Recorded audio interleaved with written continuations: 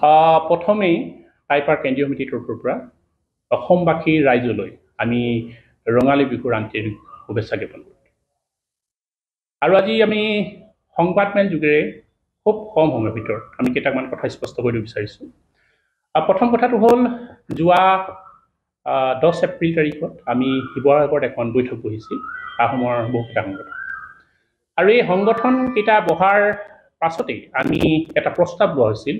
এই প্ৰস্তাৱটো এনেধৰণৰ আছিল যে আগন্তুক লোকসভাৰ যিসকল প্ৰাৰ্থী আহোম প্ৰাৰ্থীৰ লগতে বাকীসকল যিজন প্ৰাৰ্থী তেওঁলোকে টাই আহোমসকলৰ জনজাতিকৰণৰ ক্ষেত্ৰত দুদিনৰ ভিতৰত তেওঁলোকৰ পৰিস্থিতি স্পষ্ট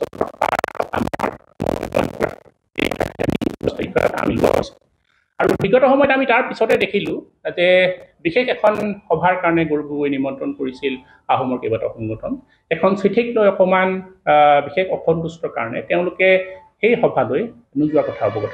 কিন্তু আমি পিছত দেখিলোঁ যে ইলেক্ট্ৰনিক মিডিয়াত অলপ নিউজটো বেলেগ ধৰণে বাজিলে যে গৌৰৱক আচলতে আহোমৰ গোটেইকেইটা সংগঠনে বৰ্জন কৰা হৈছে, বয়কট কৰা হৈছে, এনেধৰণৰ আচলতে নিউজ ওলাইছে। গতিকে এইটো আমি একেবাৰে নস্যাৎ কৰিছোঁ, তেনেধৰণৰ কোনো কথা নাই। আমি গৌৰৱ গগৈ সম্পূৰ্ণৰূপে বৰ্জন বা বয়কট কৰাৰ কথা আমাৰ কোনো প্ৰস্তাৱ আমি লোৱা নাছিলোঁ।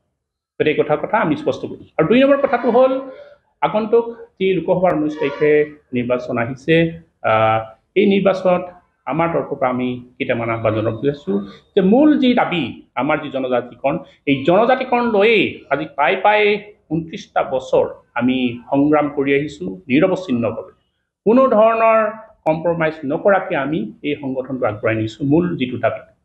আৰু 19 তাৰিখে যি নিৰ্বাচন হ'ব তাৰ আগত আমাৰ কথা কেইটামান স্পষ্ট কৰি দিওঁ যে 2004 চনৰ পৰা 2014 চনলৈ কংগ্ৰেছৰ চৰকাৰ আছিল আৰু 1 চনৰ পৰাও 16 চনলৈ অসমত তেওঁলোকৰ চৰকাৰ আছিল। আৰু সেই সময়তো আমি তেওঁলোকক বহুবাৰ এই দাবীটোৰ ওপৰত দাবী জনালোঁ যে অতি শীঘ্ৰেই টাই আহোমসকলক জনজাতিকৰণ প্ৰদান কৰাৰ কাৰণে ব্যৱস্থা গ্ৰহণ কৰে। কিন্তু কেন্দ্ৰত থকা আৰু এই আমাৰ ৰাজ্যত থকা চৰকাৰ পাছতো তেওঁলোকে গুৰুত্বপূৰ্ণ ভূমিকা গ্ৰহণ নকৰি তাৰ পাছতো আমি দেখিবলৈ পাইছোঁ যে 14 চনত নৰেন্দ্ৰ মোদী আহিলে আৰু তেওঁ ঘোষণা কৰিছিলে যে 6 মাহৰ ভিতৰতে আমি জনজাতিকৰণ প্ৰদান কৰিম। আৰু 14 চনত তেওঁ নিৰ্বাচনত জয় হ'ল আৰু দিল্লীত তেওঁলোকৰ চৰকাৰ হ'ল। আৰু এই চৰকাৰ আজিলৈকে বৰ্তি আছে। পুনৰ অসমৰ 16 চনত সৰ্বানন্দ সোণোৱালৰ নেতৃত্ব চৰকাৰ হ'ল আৰু আজিলৈকে অসমত আছে।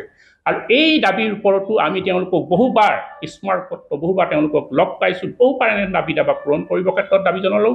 কিন্তু এইখন চৰকাৰেও কিন্তু আমাৰ মূল দাবীৰ ওপৰত জনগোষ্ঠীটোৰ মূল দাবীৰ ওপৰত আজিলৈ কোনো ধৰণৰ পদক্ষেপ গ্ৰহণ নকৰে। গতিকে আমাৰ এটা কথা স্পষ্ট যে কংগ্ৰেছ বা বিজেপি বুলি আমি কোনো ধৰণৰ চৰকাৰ আমাৰ টাইপাৰ সংবিধানে আমাৰ সমৰ্থন নকৰে। আমি এটা অৰাজনৈতিক সংঘত আমি কোনো এটা দলকে আমি ছাপোৰ্ট কৰিব নোৱাৰোঁ। কিন্তু এটা কথা স্পষ্ট কৰিব বিচাৰিছোঁ যে আগন্তুক লোকসভাৰ নিৰ্বাচনৰ প্ৰাক মুহূৰ্তত যিসকল বলিষ্ঠ আচলতে প্ৰাৰ্থী সংসদত গৈ এই জনগোষ্ঠীৰ কাৰণে টেবুল ঢকিয়াই আচলতে জনজাতিকৰণৰ দাবী কৰিব পাৰিব বুলি ভাবিছে আহোম জনগোষ্ঠীৰ ৰাইজে, আমি সেইসকল ব্যক্তিক জয় কৰিবলৈ তেওঁলোকক আহ্বান জনাইছোঁ। আৰু দ্বিতীয় কথাটো হ'ল আমাৰ গৌৰৱ গগৈ ডাঙৰীয়া ইতিমধ্যে কৈছে যে তেওঁ জয় হ'লে জনজাতিকৰণৰ ক্ষেত্ৰত মাত মাতিব। লুৰিণজ্যোতিও ঘোষণা কৰিছে যে তেওঁ জয় হ'লে জনজাতিকৰণৰ মাত মাতিব। তপন গগৈয়ে কিন্তু এতিয়ালৈকে এষাৰো কথা কোৱা নাই। তেওঁলোকৰ দলেহে কৈছে যে আমি যদি জয়ী হওঁ তেতিয়াহ'লে আমি জনজাতিকৰণৰ মাত মাতিম। কিন্তু তপন গগৈ নিজস্বভাৱে আমি একো কথা মাত মতা আমি দেখিবলৈ পালোঁ। গতিকে আমাৰ কথা স্পষ্ট, আমাৰ জনগণলৈ এটা কথা স্পষ্ট, 50 লাখ জনগণলৈ আমাৰ কথা স্পষ্ট, যিজনেই নেতাই বলিষ্ঠভাৱে মাত মাতিব তেওঁলোকে জয়যুক্ত কৰিবলৈ আমি টাইপাৰ তৰফৰ পৰা কেন্দ্ৰীয় সমিতিৰ আহ্বান জনাওঁ। ধন্যবাদ। চাওক, আমাৰ কথা স্পষ্ট। আমি টাই আহোম জনগোষ্ঠীৰ আমাৰ যি প্ৰতিনিধি কৰিছোঁ টাইপাৰ কিন্তু আমাৰ একদম স্পষ্ট কথা, আমি কোনো ক্ষেত্ৰত কম্প্ৰমাইজ নকৰোঁ। আমাৰ একদম চিধা কথা, স্পষ্ট কথা। আমি জনগোষ্ঠীটো উন্নয়নৰ বাবে আমি ওলাই আহিছোঁ আৰু আমাৰ মূল দাবী হৈছে আমাৰ 6 জনগোষ্ঠী বা আহোম জনগোষ্ঠীৰ জনজাতিকৰণ। আৰু যেতিয়া আমাৰ আজি নিৰ্বাচন আহিছে, কাৰণ নিৰ্বাচনৰ আগত প্ৰতিখন চৰকাৰে কিন্তু সেয়া লাগিলে বিজেপি শাসিত চৰকাৰ হওক বা সেয়া লাগিলে কংগ্ৰেছ শাসিত চৰকাৰ হওক, প্ৰতিখন চৰকাৰে আমাক কিন্তু এটা প্ৰতিশ্ৰুতি প্ৰদান কৰে যে আপোনালোকক 6 জনগোষ্ঠী বা আহোম জনগোষ্ঠীক জনজাতি মৰ্যাদা দিয়া হ'ব। কিন্তু আজি পৰ্যন্ত সেই জনগোষ্ঠী, এই আহোম জনগোষ্ঠী বা 6টা জনগোষ্ঠীক কিন্তু জনজাতি মৰ্যাদা দিয়া হোৱা নাই বৰ্তমানলৈকে। আৰু সেই ক্ষেত্ৰত আমি টাই আহোম যুৱ পৰিষদৰ স্থিতিটো স্পষ্ট যে যেতিয়ালৈকে জনজাতিকৰণ নিদিব তেতিয়ালৈকে কিন্তু আমি কোনো চৰকাৰৰ পক্ষত আমি নাথাকিম। সেয়া লাগিলে কংগ্ৰেছ শাসিত চৰকাৰ হওক, সেয়া লাগিলে বিজেপি শাসিত চৰকাৰ হওক। আৰু দ্বিতীয় কথাটো আমি ক'ব বিচাৰিম যে যি আমাৰ 4টা লোকসভা সমষ্টি, আমাৰ বৰ্তমান যোৰহাট, ডিব্ৰুগড়, লখিমপুৰ আৰু কলিয়াবৰ, এই 4টা লোকসভা সমষ্টিত আহোম জনগোষ্ঠীয়ে নিৰ্ণায়ক ভূমিকা লয়। আৰু এই আহোম জনগোষ্ঠীক এই চৰকাৰখনে হওক বা ৰাজনৈতিক দলসমূহে কিমান গুৰুত্ব প্ৰদান কৰিছে, সেয়া এটা ডাঙৰ প্ৰশ্ন হৈ উঠিছে। কেৱল মাত্ৰ মুখত আহোম জনগোষ্ঠীক তেওঁলোকে মানে গুৰুত্ব দিয়া কথা ক'লে নহ'ব, হাতে কামে কিন্তু আহোম জনগোষ্ঠী উন্নয়ন কৰি দেখাব লাগিব। আমাৰ 4টা লোকসভাৰ পৰা প্ৰাৰ্থীসকলৰ প্ৰতি আমাৰ আহ্বান আছে, তেওঁলোকে আহোম জনগোষ্ঠীৰ উন্নয়নৰ ক্ষেত্ৰত তেওঁলোকে বিশেষ ভূমিকা গ্ৰহণ কৰিব লাগিব।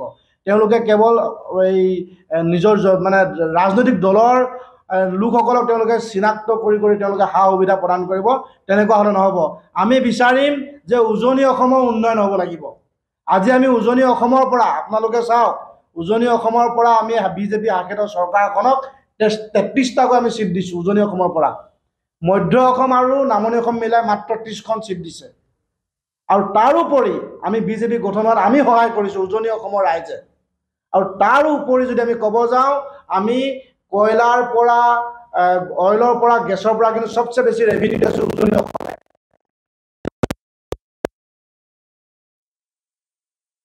মাত মাতিছে, সেয়া গৌৰৱ গগৈ কাহিনী বা আমাৰ উজনি অসমক লৈ পিনে মাত মাতিলে নেকি? আমি দেখা পোৱা নাই। কিন্তু না, আমি তপন কুমাৰ গগৈক আমি উজনি অসম লৈ পিনে মাত মতা দেখা নাই। আমি গৌৰৱ গগৈক দেখা পাইছোঁ মণিপুৰৰ লৈ পিনে তেওঁ দিল্লী সদন কঁপাই আছে। আমি বিচাৰিম যিজন আগন্তুক দিনত প্ৰাৰ্থী হ'ব তেওঁ কিন্তু আহোম জনগোষ্ঠীৰ কাৰণে মাত মাতিব লাগিব, উজনি অসমৰ কাৰণে মাত মাতিব লাগিব। আজিলৈকে আমাৰ নেশ্যনেল হাইৱেটো আজিলৈকে আমাৰ কমপ্লিট হৈ নুঠিলে। যিটো আমাৰ নেশ্যনেল হাইৱে, আমি ইমান ৰেভিনিউ দিয়াৰ পিছতো, সেয়া আমাৰ স্পষ্ট কথা। আৰু আহোম জনগোষ্ঠীৰ উন্নয়নৰ নামত কিন্তু কেৱল নিজকে পিছফালে গগৈ উপাধি লগাই পিনে বা আপোনাৰ কি বুলি কয় এই শইকীয়া উপাধি লগাই বা বৰগোহাঁই বা বুঢ়াগোহাঁই উপাধি লগাই পিনে কিন্তু নিজকে এদিন আহোম নহজাব। আমাৰ স্পষ্ট কথা, আপোনালোকে যদি আহোমৰ ভোট পাবলৈ বিচাৰে তেতিয়াহ'লে কিন্তু নিজে আহোম হ'বলৈ শিকিব লাগিব, স্পষ্ট কথা। ইতিমধ্যে সভাপতি মহোদয়ে গোটেই কথাকেইটা আপোনালোকৰ মাধ্যমৰ যোগেদি স্পষ্টীকৰণ দিছে। আমি যেতিয়া শিৱসাগৰত 10 তাৰিখে গোটেই সংগঠনকেইটা বহিছিলোঁ, তাত যিকেইটা কথা আলোচনা আছিলে সেই কথাকেইটা কিন্তু সংবাদ মাধ্যমত প্ৰচাৰ নহ'ল।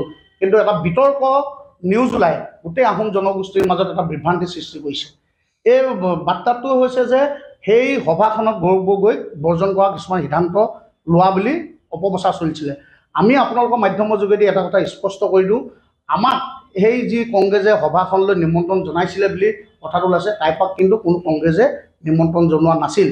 আৰু এটা কথা স্পষ্ট কৰি দিওঁ, গৌৰৱ গগৈয়ে আৰু তপন গগৈয়ে 5টা বছৰ তেওঁলোকে সাংসদ হিচাপে কাৰ্যকাল কৰি বৰ্তমানলৈকে আছিল। আৰু গৌৰৱ গগৈয়ে 6 জনগোষ্ঠীৰ প্ৰসংগত যেনেদৰে মাত মাতিছে, কিন্তু তপন গগৈক আমি মাত মতা দেখা নাই। আপোনালোকে নিশ্চয় জানে, যেতিয়া কা আন্দোলন হৈছিল, তপন গগৈক যেতিয়া সোধা হয় এই কা আন্দোলনৰ বিষয়ে, তেতিয়া তেওঁ এটা কথা কয়, 6 জনগোষ্ঠীৰ প্ৰসংগত টানি আনে।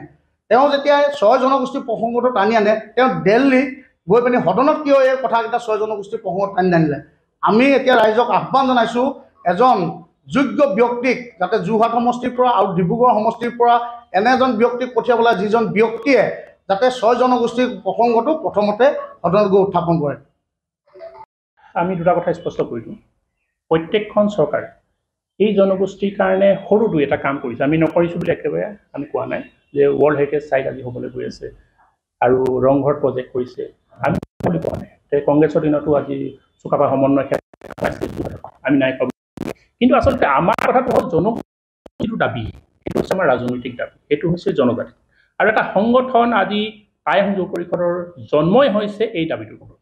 আৰু 50 লাখ জনগণৰ মূল দাবীটোক লৈ আমি সংগঠন কৰি আহিছোঁ। বাকী দাবী আমাৰ বহুখিনি আছে, তাৰ ভিতৰত আমি এটাও পূৰণ নাই হোৱা এনেকুৱা ধৰণৰ কথা নাই।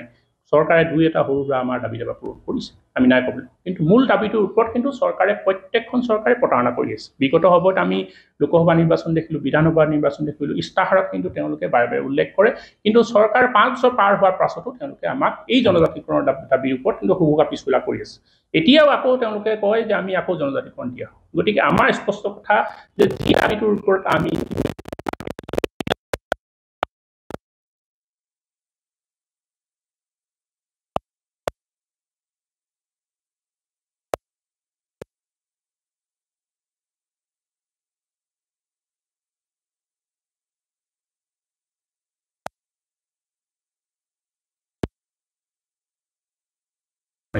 কিন্তু কোনো এখন চৰকাৰে দিয়া নাই কাৰণে আমি প্ৰত্যেকখন চৰকাৰে আমি সমালোচনা কৰিছোঁ আমাৰ আন্দোলন প্ৰক্ৰিয়া জনগোষ্ঠী জনজাতিকৰণ বিষয়টো নিৰ্বাচনৰ মূল হিচাপে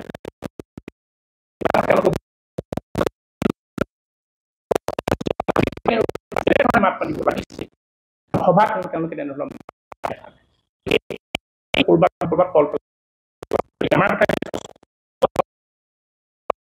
পিছতে স্পষ্ট প্ৰথম কথা স্পষ্ট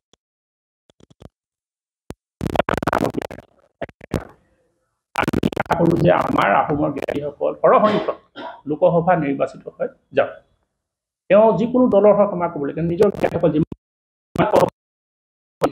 সমষ্টি আছে 14টা বিৰত আমি 6-7 জনে আমি বিচাৰিছোঁ যে লোকসভা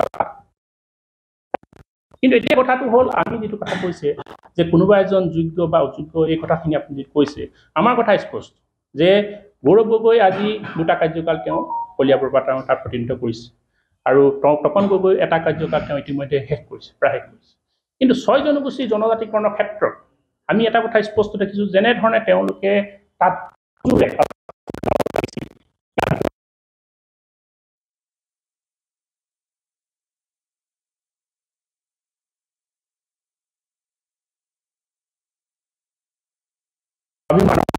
বুঢ়সকলৰ দাবী কিন্তু আমাৰ কিন্তু জনপ্ৰতিনিধিয়ে আমাৰ ক্ষেত্ৰত কিন্তু তেনেধৰণে মাত আমাৰ কিন্তু যথেষ্ট আমি অনুতপ্ত আৰু যথেষ্ট আমি ক্ষোভিত হৈ থাকোঁ প্ৰায় যে আমি ভুল কৰিছোঁ নেকি যে আমাৰ আহোমৰ উপাধি এজনক আমি তালৈ পঠিয়াই দিছোঁ আমি ভোট দি আৰু তেওঁ আহোমৰ ক্ষেত্ৰতে কিন্তু মাত নামাতে সেইকাৰণে আমাৰ কথা স্পষ্ট আমি এটা অৰ্ডাৰ বজাই ৰাখিছোঁ কিন্তু আমি বিশেষকৈ কোনোবা এজন বিশেষ ব্যক্তিক ভোট আমি আহ্বান জনাব নোৱাৰোঁ সেইকাৰণে আহোম জনগণলৈ আমি আহ্বান জনাইছোঁ ৰাইজে আমাৰ তেওঁলোকক যোগ্য হিচাপে আপোনালোকে সেই ক্ষেত্ৰত আমি ৰাইজলৈ আহ্বান জনাইছোঁ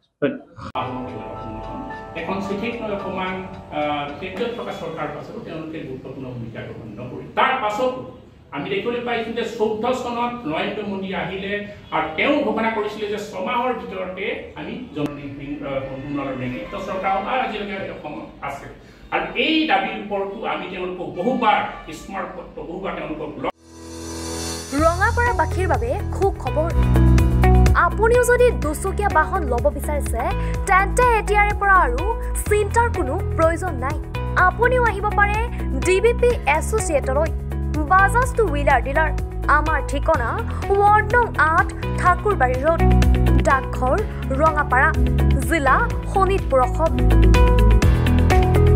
আমাৰ যোগাযোগৰ নম্বৰ 9435707133 9707967285